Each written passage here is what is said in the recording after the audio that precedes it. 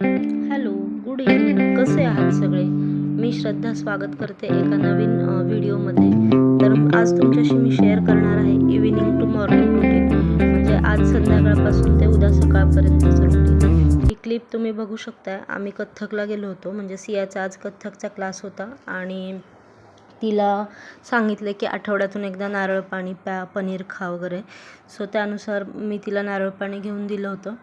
मग तिचा क्लास कमीत कमी 1.5 ते 2 तास असतो. मग तोपर्यंत घरी येण्यापेक्षा म्हणून मग मी स्वतःला बागेत घेऊन गेले होते. तर तिथे तिला खेळायचं असतं, छान वाटतं तिथे तिला खेळून. मग ती ती ही शिडी पहिल्यांदाच चढते आज, तर तिला इतका आनंद झाला होता ना. म्हणजे एखादी गोष्ट जेव्हा आपण अचीव करतो तेव्हा खूप आनंद होतो. मग त्याची सुरुवात खूप लहानपणापासून होते.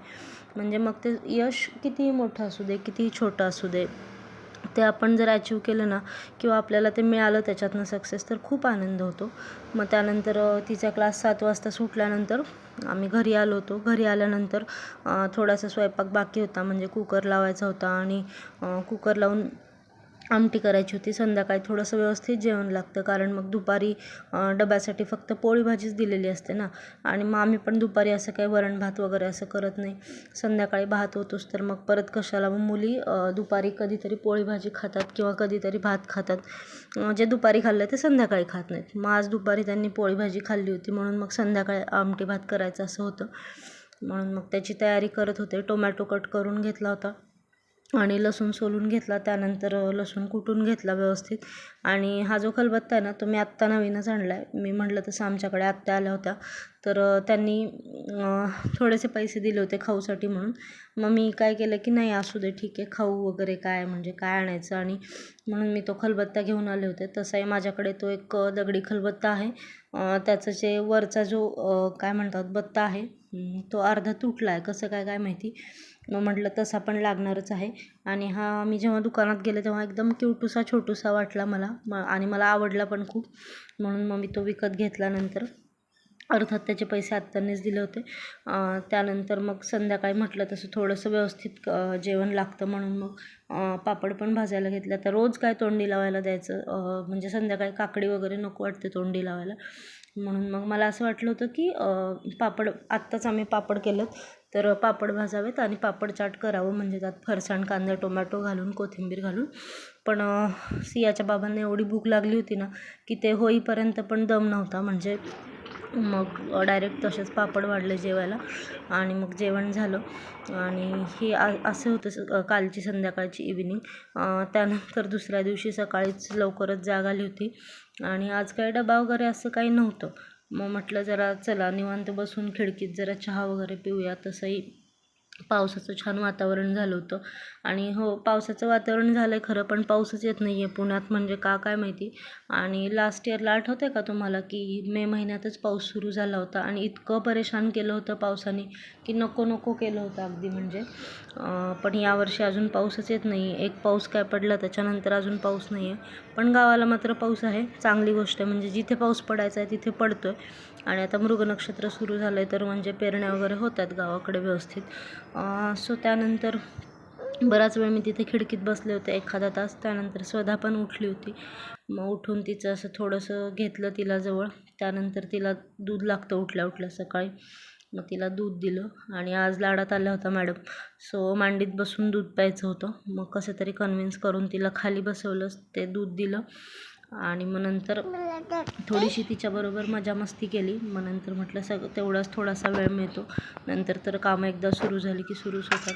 आणि आता जेव्हापासून मावशी कामाला येतात तेव्हापासून सगळी भांडी मी बाहेरच टाकते त्यांना. रात्री झोपतानाच भांडी सगळी बाहेर टाकते, म्हणजे ओटा पण स्वच्छ होतो आणि सगळ्याच गोष्टी होतात.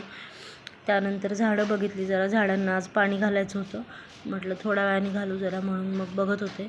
आणि हे बघा, हे जे गुलाबाचं झाड आहे ना, त्याला काहीतरी अशीच फुलं येतात, म्हणजे छान फुलं येतच नाही आहेत. तर त्याच्यासाठी काय उपाय असेल तर तुम्ही सांगा छान फुलं येण्यासाठी, कारण त्याच्या पाकळ्या आपोआपच पडतात आणि असं भरीव फूल येतच नाही आहे का काय माहिती. नंतर म्हटलं आता जरा स्वतःच्या डाएटकडे लक्ष द्यायला पाहिजे. आता रुटीन सेट करायला पाहिजे. शाळा वगैरे पण जवळ आली आपलं पण रुटीन सेट करून घ्यायला पाहिजे. म्हणून मग ओट्स खायचे ठरवले होते आज ब्रेकफास्टमध्ये. आणि आज डबा नव्हता, सो मला माहिती होतं मुलींना असंच काहीतरी सटरपटर मागतील म्हणून मग माझ्या स्वतःसाठी मी ओट्स करून घेतले होते. ओट्स करत होते ते दूध थोडंसं कमीच पडलं होतं, पण अजून दूध दादा यायचा होता म्हणून मग म्हटलं जेवढं आहे तोपर्यंत तेवढं तरी भिजवून घ्यावेत. त्यामध्ये मी खजूर, थोडेसे बदाम आणि थोड्याशा अशा सीड्स मिळतात त्या मी घालून घेतल्या होत्या.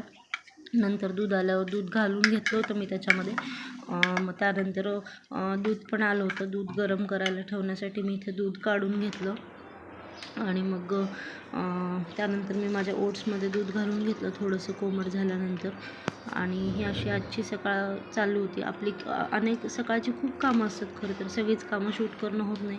तसं जर विचार करायला गेलं तर म्हणजे किती शूट करणार आणि किती काय असं होतं. अनेक कामं असतात सकाळी. 1-1:30 कसा वाजतो या कामांमध्ये कळतच नाही. त्यानंतर म्हटलं आता मावशी येतील, बाहेरचे कपडे काढून घ्यावेत म्हणजे त्यांना दुसरे कपडे वाळत घालता येतील. म्हणून मग बाहेरचे सगळे कपडे काढून घेतले. आणि ना त्या मावशी खरं तर नेपाळी आहेत, त्यांना खूप सांगावं लागतं कपडे पिळून घाला वगैरे, पण त्या काय ऐकत नाहीत. त्यांना कळतं की नाही माझी भाषा हे पण मला कळत नाही. आत्ता अजून नवीनच लावलं. मग ती पॅन्ट वाळलीच नव्हती, तर खूपच अशी कच्च ओली होती. आता त्यांना आल्यावर सांगेन आज पण जरा की पिळून घ्या मावशी म्हणून. मग नंतर म्हटलं तसं आज मुलींना मॅगीच देणार होते नाश्त्याला, मग त्यांना मॅगी दिली. कधीतरी चालतं असं. म्हटलं तर शाळा तर जवळ आलीच आहे.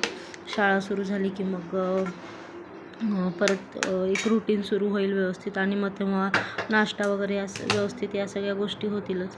म्हटलं 4 दिवस आहेत अजून आपल्याकडे, तर थोडीशी मजा त्यांना पण करू द्यावी, थोडंसं रिलॅक्स बसू द्यावं. मग मुलींनी TV बघत बघत मस्त मॅगी खाल्ली. चला तर मग आजचा ब्लॉग इथेच एंड करते. आवडला तर सबस्क्राईब नक्की करा.